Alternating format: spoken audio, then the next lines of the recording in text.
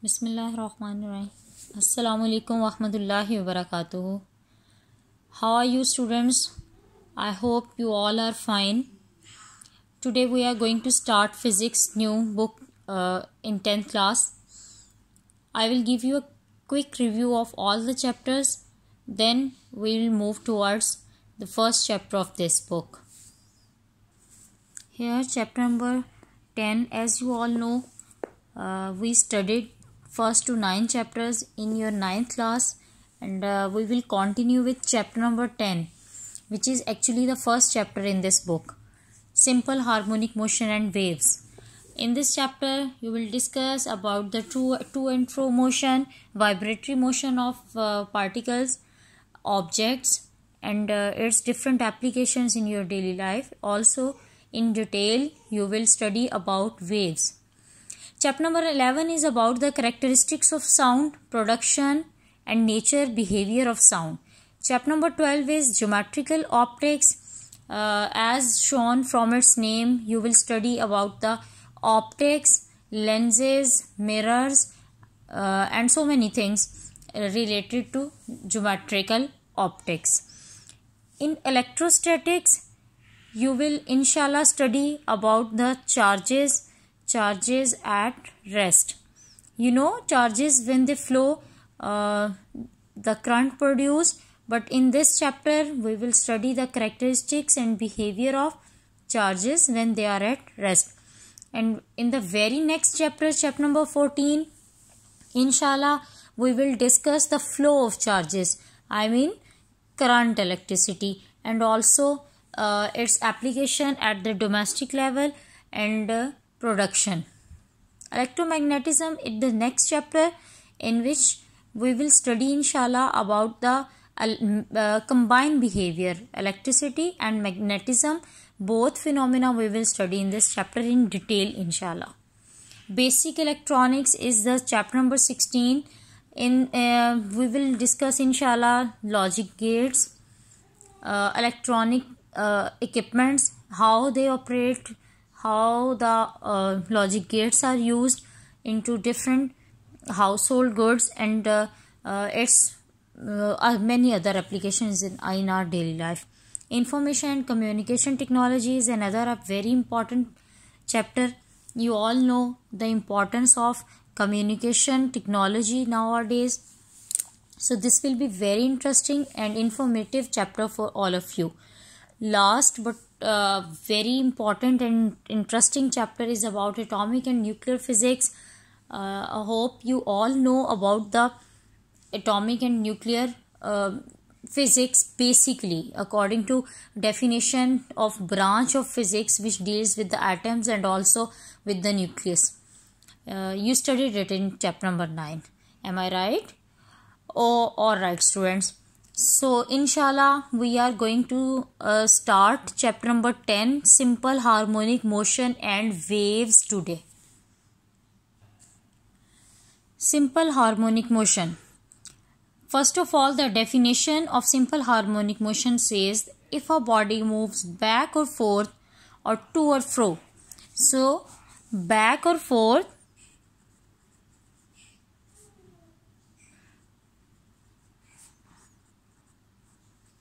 or to and fro motion about a fixed point. So the main important thing is fixed point. This is the definition for vibration, vibratory body, vibrating body. Another term for vibration is oscillation, and we will discuss inshallah in this chapter the important characteristics of simple harmonic motion and system executing simple harmonic motion. Also we will introduce different types of waves and their properties. So first of all, simple harmonic motion should be must have a very vast application. Few of them are discussed in this chapter. The most important to clear the concept is motion of mass attached to spring.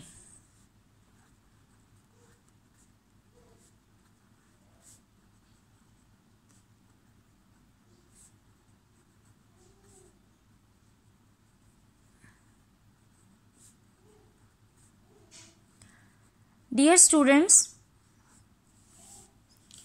the first application of simple harmonic motion is mass attached to a spring. Let's consider a mass which is attached to a wooden block or any other mass. Here we consider a wooden block. This is a spring. The another end of the spring is attached with a rigid support. Initially, we say the mass is at rest. It means there is no force acting on it. The mean position where the mass is stopped is known O. Let's say O. Now, consider that we pull this mass through some distance. So, focus on this diagram. This was the mean position. When we pull this spring, now this mass is on extreme position. Let's say this extreme position is A. So some force is applied and the body covered some displacement. Body covered the displacement in this direction, but this force which is produced due to spring is called as restoring force, and this force is acting always opposite to the displacement. When we release this spring,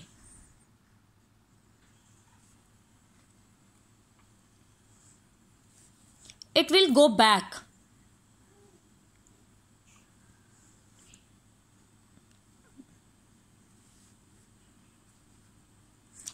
But it will not stop at the mean position O and continue its motion towards the another extreme position called as B. Later on, I will in detail discuss what are the reasons behind why this mass does not stop here at the mean position, but it continues its motion towards the another extreme position called as B. But the force here will try to move towards the mean position. This force is basically called a restoring force. Which force? Restoring force.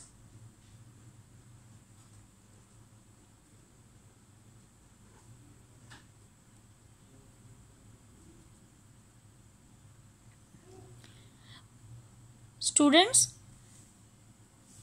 the restoring force always pushes or pulls the object performing oscillatory motion towards the mean position. Either it acts from this extreme position or this B extreme position. This restoring force will always pushes or pulls the object towards the mean position. So this is the displacement covered by the object. This displacement will be represented by small x. X is displacement of mass from its mean position O. According to Hooke's law, what is the Hooke's law? Hooke's law says that this force, this restoring force, is always directly proportional to the displacement. Means how much displacement a body covers, the restoring force acts on the body which moves it towards the mean position. So according to Hooke's law, force is directly proportional to displacement. Displacement is x. Here we will remove the proportionality. So a proportionality constant involved here. A negative sign here indicate that force and displacement are in opposite direction. As I told you, force always acts towards the mean position, whereas displacement is moving away. This is clear from this Hooke's law that force is proportional to displacement. X is displacement, K is proportionality constant. The value of K, this is called as spring constant. What is called? Spring constant.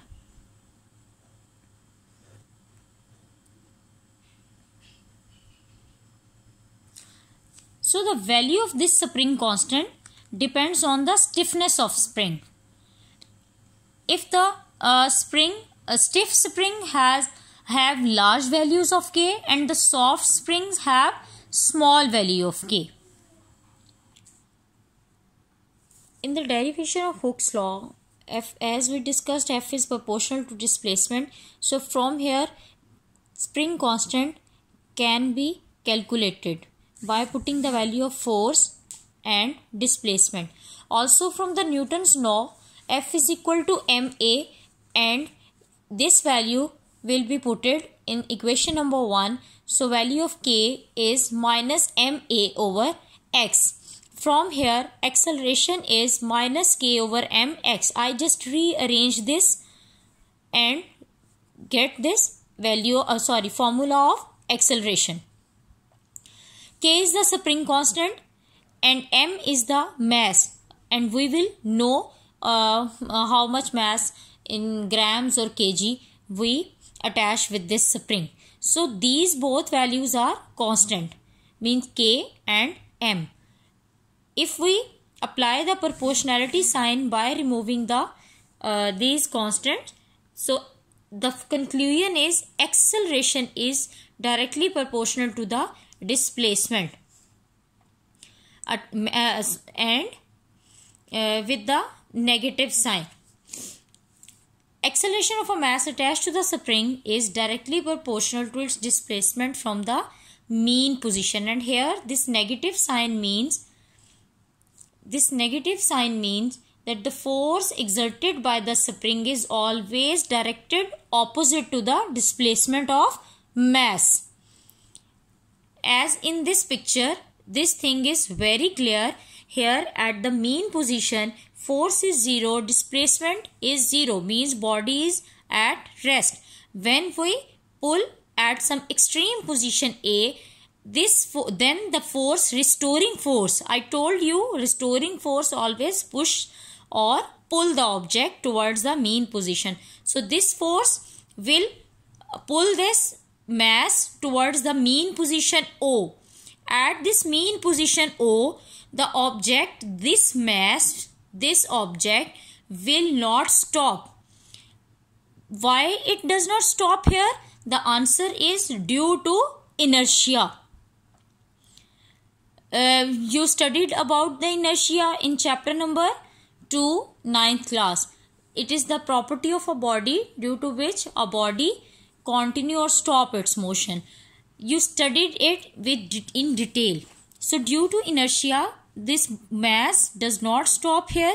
It will move towards the another extreme position, and it will cover the same distance, displacement, as much as the mass covered here in this extreme position. So when the body moves towards this extreme position, the restoring force again increases.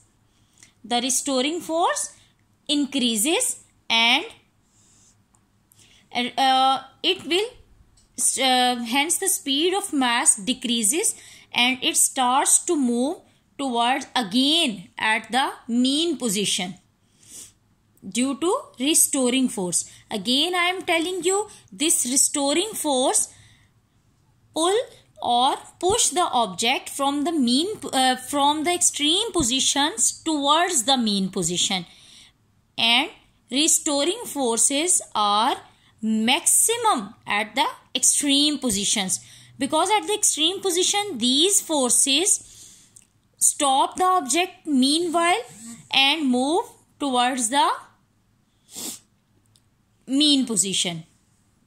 This process is repeated and mass continue to oscillate back and forth about the mean position O. Such motion of mass attached to a spring on a horizontal frictionless surface is known as simple harmonic motion.